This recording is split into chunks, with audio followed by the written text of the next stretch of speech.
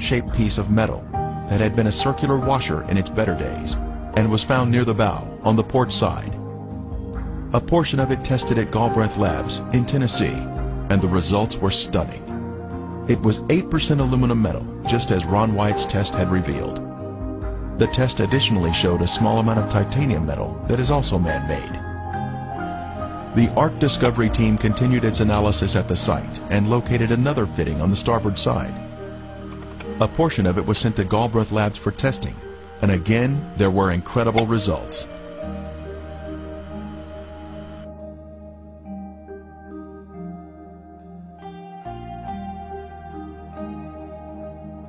It contained 8% aluminum metal, 1.3% titanium metal, plus 3.8% magnesium metal, all indicative of the Ark formation being a man-made structure. The Encyclopedia Britannica tells us, because of its chemical activity, aluminum never occurs in the metallic form in nature. These unique metal components are special markers that were left behind, which prove the site is without a doubt a man-made structure, utilizing high-tech construction techniques, consistent with what we should find in Noah's Ark.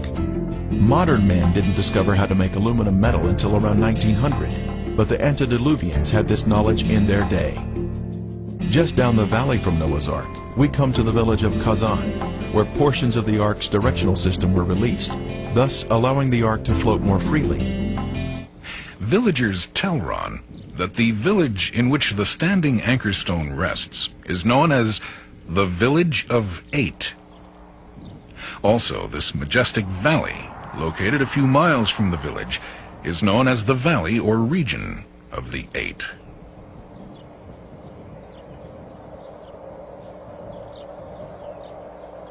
None of the inhabitants of this region know how these names came to be. They've been passed down from generation to generation. Again, he clearly finds reference to the 8 survivors of the flood. Here is another strong indication to Ron that someone from antiquity has left record of the landing place and survival of Noah and his family within this mystical and enchanting region. The alignment of these stones tell us the direction from which the boat came as it approached and the mountain that it landed on. One of these stones is approximately a quarter of a mile from the boat itself. Now, these stones, or this type anchor stone, is a very familiar object to the students of early navigation. They were used by many of the early civilizations, the Phoenicians in particular, and the shores of the Mediterranean and the floor of the Mediterranean is strewn with these stones. The difference that becomes obvious immediately is the difference in size. Only in size or scale do these stones differ significantly from their considerably smaller Mediterranean counterparts. If the size of the stone anchors implies the size of the boat or ship on which they were used, how much more should it be true for these stone anchors weighing several tons to be, by this standard, Ark-size stone anchors? The large anchor stones were hung from the rear of the Ark to keep the rear facing oncoming waves. It created a type of resistance in the water, allowing the rounded rear of the Ark to fend off powerful waves that would critically damage the Ark if struck broadside. This is our first anchor stone. Measuring 11 feet in height, with 4 feet embedded in the ground, it is actually the largest and most beautiful anchor stone found to date. A tapered hole was drilled into the top of each anchor stone, a 5-inch opening on one side and a 7-inch opening on the other, allowing a rope to be pulled through and a knot tied. It was designed to be lifted while in the water when it would weigh less, thereby preventing the top from breaking off. The most striking feature is the crosses that have been carved on the anchor stone. Early Christians came through this area and recognized these objects as biblical items from the Ark. They carved crosses on these anchor stones, representing Noah and his family. The largest cross here represents Noah and is of the Crusader style. The diamond shape with a cross above was Nimrod's sign when he was alive. The diamond represents the ark that he took credit for. Then the vertical line is the pathway to heaven, with the crossbar representing heaven. The Egyptians had an adaptation of this symbol called the Ankh. Smaller anchor stones or drogue stones can be found near the Mediterranean. This is one of the largest you will ever see outside the Noah's Ark area. The next anchor stone is partially buried in the ground with 5 crosses. The largest cross represents Noah. The next smallest, Mrs. Noah. Then the 3 smallest are the sons of Noah. At the bottom is a possible image of the Tower of Babel, which was built around 200 years after the flood by Nimrod and his rebellious followers. This particular stone has 7 crosses, with the 8th having been removed at some point in time.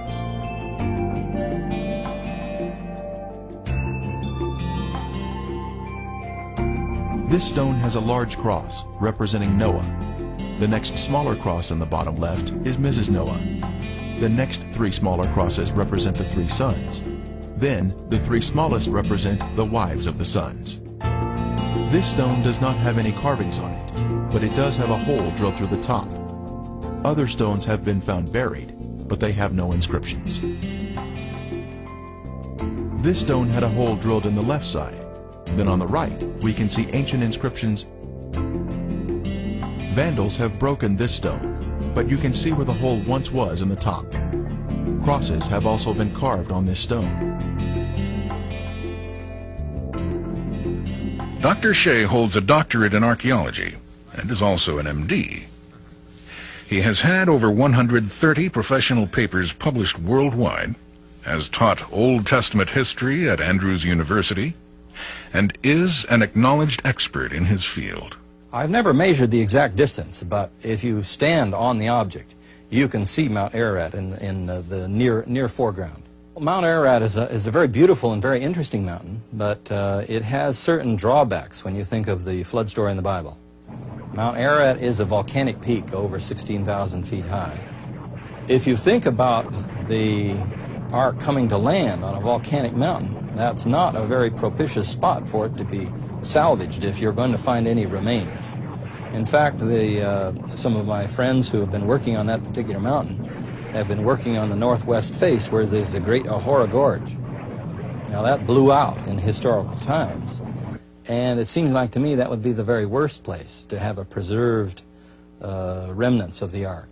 So on the other hand, the site that we've been talking about in the mountains across the valley, those are sedimentary rocks and not volcanic rocks. Sedimentary rocks, water-laid rocks, the type of rocks that one would expect from flood activity. I've seen 3 of those stones in the field. 1 is in a village and 2 are out in the fields by the village. The first point that one can make in comparing with anchor stones, and we have many, many anchor stones to compare with. Anchor stones were the common way to anchor ships until iron came in about 1200 BC. Anchor stones are tall in one dimension. They are thin in another direction, and they have a hole at the top. Now, the other aspect of these stones is their iconography. Somebody has carved some signs into them, as you can see from this one right here. The large cross in the center would be Noah. The medium-sized cross to the right and below would represent Noah's wife. 3 of the crosses up one side, above the arm of the cross, the major cross, would represent Noah's sons. The other 3 crosses up the other side would represent the wives of Noah's sons.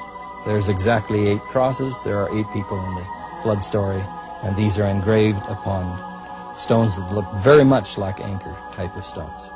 These are Christian crosses, but they indicate that the people who put those crosses on these stones saw some type of connection between these particular stones and the idea of Noah and the ark and the 8 people that were in the ark according to the biblical record.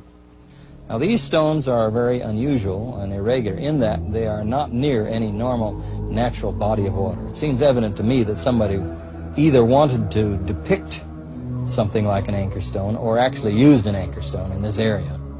And yet the nearest bodies of water are 75 miles to the southwest and 100 miles to the north. No normal, natural, reasonable explanation for why anchor stones would be used in this particular area. In terms of the importance of the location of Noah's Ark and the identification of it, I would say make three main points. First of all, as one goes through the history of the human race in the Bible, this stands as an important historical event, a very transitional event. It's an event that divides two eras in biblical history. So just in terms of history of the race, it's an important event. Second, I would say that it will have far-reaching implications in the realms of both science and history. Obviously, some scientific theories are going to have to be revised if we really have found a boat-shaped formation from Diluvian times at the 6,300-foot level in these mountains in eastern Turkey. Third, I would say that there is a religious teaching out of it. There's a theology in Genesis 6 to 9, the 3 chapters that cover the flood story, and I would say it reveals two sides of the character of God. It reveals the side of character of God as judge, and it reveals the side of the character of God as redeemer. It reveals his character as judge of the antediluvians for the nature of their civilization, yet his redemptive activity is shown in his graciousness and mercy extended to Noah and his family.